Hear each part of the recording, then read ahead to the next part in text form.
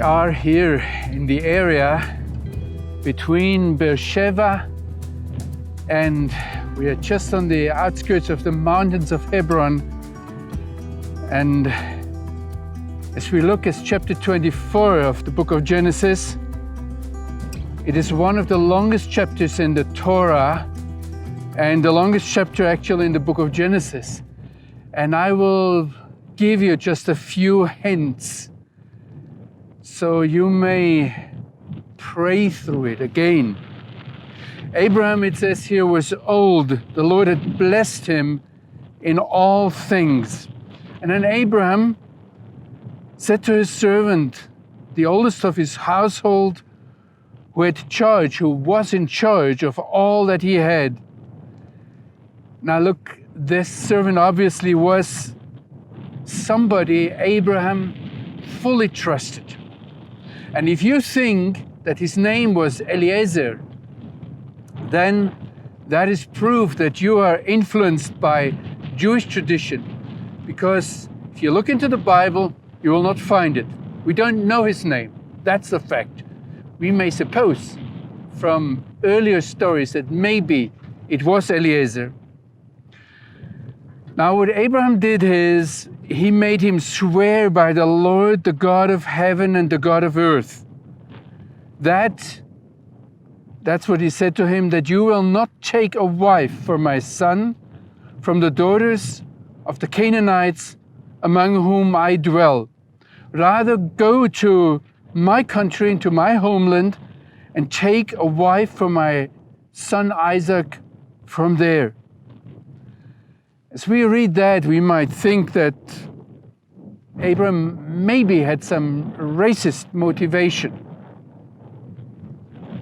But we see later quite a few intermarriages into the chosen people, into the descendants of Abraham, and some of those even made it into the genealogy of Messiah.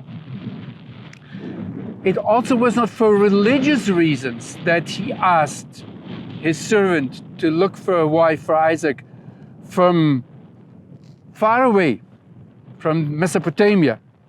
It wasn't for religious reasons, because Abraham's relatives there also were pagan worshippers. The obvious reason was that here in the land of Canaan, the original inhabitants at that time practiced terrible moral cruelties. For example, they slaughtered their children and burned them and sacrificed them, their own children. Or they were given their wives into the fertility cults that were prevalent here. So these practices it was that Abraham did not want to bring into his family. And therefore the servant said, shall I then take your son back if the woman is not willing to come here? Shall I take your son back to the land from where you came?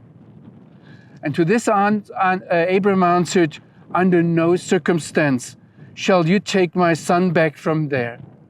Do not reverse the commandment God has given to me and my descendants concerning this land. The Lord the God of heaven, who took me from my father's house and from the land where I was born, who spoke to me and swore to me, to your seed I will give this land, he will send his angel before you, and you shall take a wife for my son from there. Now, as we go through this story, we see Abram's connectedness to this land. We see his faith to the Father in heaven. And obviously, this servant, as we see later in this story, was part of this faith community. So the servant took camels, took some other servants, and went to, it says here, Aram Naharaim, to the city of Nahor in Mesopotamia. And he asks then, as he arrives there, for a coincidence. that God really takes the whole thing into his hand. And we see then that he, in talking to God, puts this young woman at the test. Read this story for yourself. Read it and pray about it, because it's an amazing test. You know, if he says, the lady that comes and I ask her for something to drink, she will say, I will feed your camels. I will give them to drink. You know, we are living here in quite a rough area that normally is very hot and very dry. And camels are able to survive here for a long time, for weeks, without water. But if they drink, they drink, and they drink a lot. So if this young lady was ready, and as we see later, that Rebecca actually was ready to feed or to give to drink to all the camels, she took an amazing effort to be hospitable. And I just want to take you through this because it's amazing. Pay heed as you read through this story, how much wisdom and how much patience and understanding Eliezer takes in asking the Lord, who is this woman? Guide me. He puts his whole steps, his whole existence into the hands of the Lord, and then he encounters this family whom he probably had not known before with a lot of respect, a lot of honor. And we see here how much Abraham and also Isaac, who by the time was 40 years old, or nearly 40 years old, must have trusted this servant. And I want to just point here to another precedence, biblical precedence, that this servant created here in this biblical text.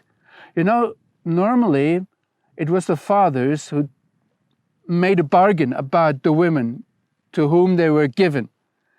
But here it is very clear in verse 57, I make a big jump now with you, that they say, let us ask the young lady. And it is a biblical standard that the family has a word to say in a marriage to be. But the all decisive word comes from the young lady, from the bride to be. And at the end, I just want to point you to one last, but from my point of view, very significant and encouraging observation. It says there in verse 67 that Isaac, when he encountered the servant and the young lady he brought, it says there he brought her into the tent of Sarah, his mother.